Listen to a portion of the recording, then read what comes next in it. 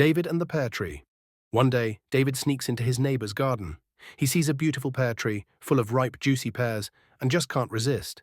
He eats one, then another, then another. Soon he climbs right up into the tree and keeps eating. Just then, the owner of the garden arrives. Startled, David begins chirping like a nightingale. Tweet, tweet, tweet. The garden owner marches over and yells, "David, what are you doing up in my tree?" David answers calmly, "I'm a nightingale, and this is my nest." Then he goes back to chirping, loud and horribly off-key. The owner frowns and shouts, "That's not how a nightingale sings." David smiles and says, "Well, I'm a beginner nightingale. This is how we sing." Moral: when caught in the act, David doesn't lie. He just gets creative.